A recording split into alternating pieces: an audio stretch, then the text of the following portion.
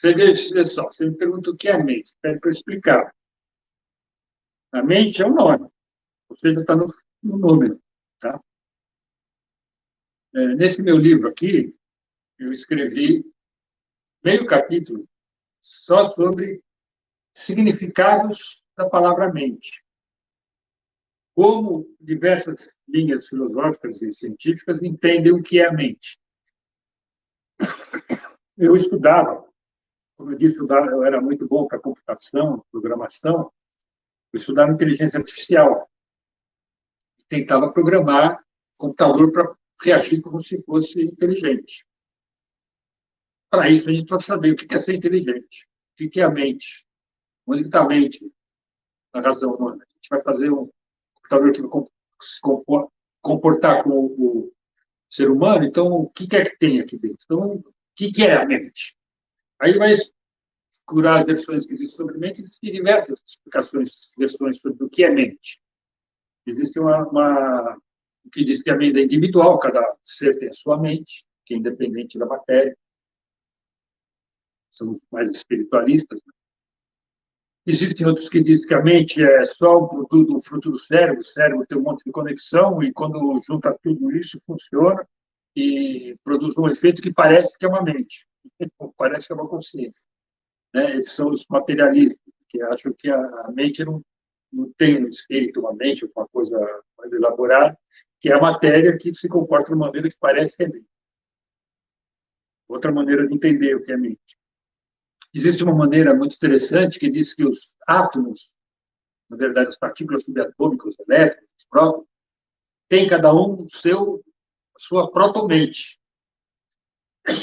E quando um monte de átomos, elétrons e prótons formam átomos, formam moléculas e formam os corpos, todos aqueles átomos têm protomentes que juntas formam a mente do ser que vai ter esse corpo, esses átomos. Né? É outra visão, a visão atômica da mente, mente atômica, em nível subatômico até. Enfim, existem várias formas de explicar o que é a mente. Mais importante que eu acho, o que eu tenho para ensinar, para mostrar, é que tudo isso está no nome. Ou seja, são todas ilusões que a gente tem, descrições que a gente tem, né? Explicações que a gente cria. E cada um tipo de explicação serve para uma finalidade. Uma serve para você fazer uma teoria assim, que serve para tal uma aplicação. Outra, se você quiser fazer um tratamento de pessoas que estão lá com comportamento próprio, está ruim, não está se sentindo bem com o seu comportamento, às vezes você fala para ele que os teus neurônios estão juntando de algum jeito que você sofre. Se você conseguir falar de uma maneira mais abrangente, quer dizer, a mente como um todo, falar, né, você está tendo visão disso, daquilo, você pode resolver melhor o problema. Enfim, você usa a interpretação do que é mente, que se for adequada para a aplicação que você quer. Então, o problema aqui da mente é o mesmo problema do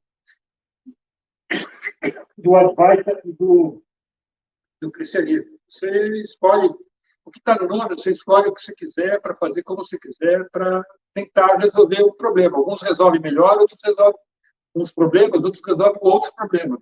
Se você usar a teoria errada, que não se aplica a um problema, para resolver com a teoria errada, você não vai resolver. Tá? O que eu digo, que eu percebo, que eu compreendi, é que no universo tem matéria e energia. Matéria e energia que estão em movimento, não estão paradas, estão sempre se movimentando. Mas, além disso, onde tem matéria e tem energia, tem também vida e tem também consciência. Então, universo, vida e consciência, para mim, é tudo sinônimo, é tudo uma coisa só. Onde tem universo, tem vida, e onde tem vida, tem consciência. Tudo isso surge de algum jeito aí no mundo, eu não sei explicar. O que está no fenômeno, eu não sei explicar. Eu sei contar um monte de histórias que existem no nome. Um monte de teorias que existem no nome.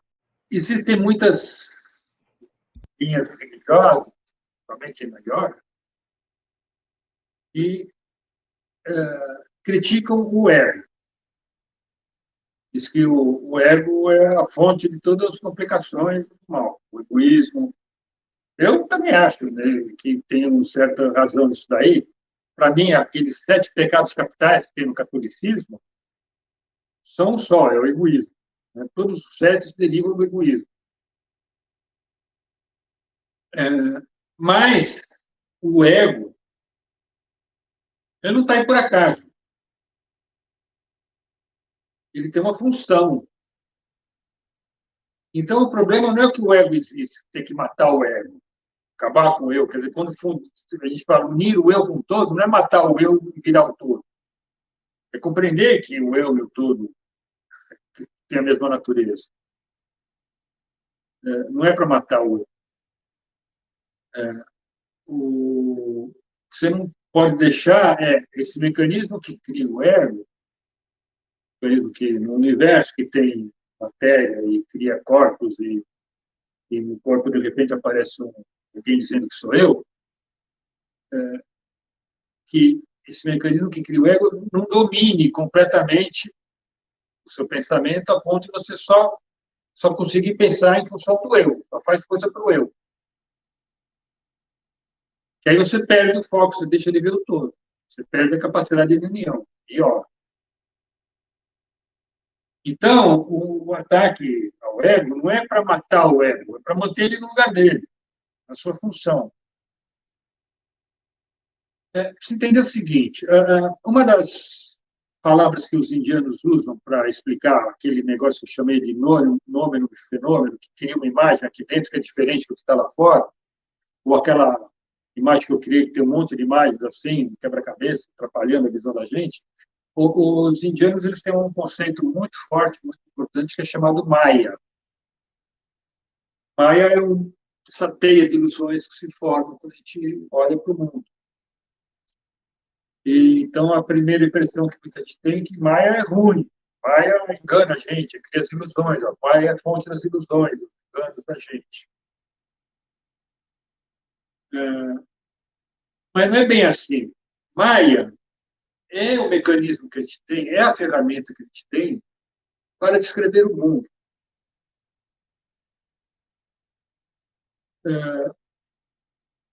A gente olha para o mundo através daquela capacidade de perceber e criar imagens, e através de imagens a gente cria as imagens, cria as histórias, cria as explicações, cria os conceitos, cria a percepção de si próprio, cria tudo através de Maia. Dá nome para as coisas e fala sobre isso. E outras pessoas entendem, mais ou menos, não entendem direito, mas entendem uma parte que você está falando. E é através da palavra que surge no nômeno, a palavra é nome, está sempre no nômeno, nunca está no fenômeno.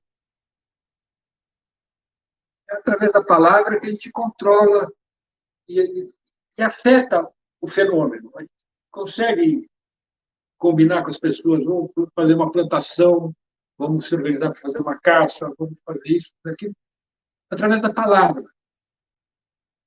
E a palavra vem através de Maia. Então, Maia, apesar de criar ilusões dentro da nossa cabecinha, ela é a ferramenta que a gente tem para se comunicar e dominar o mundo, controlar o mundo.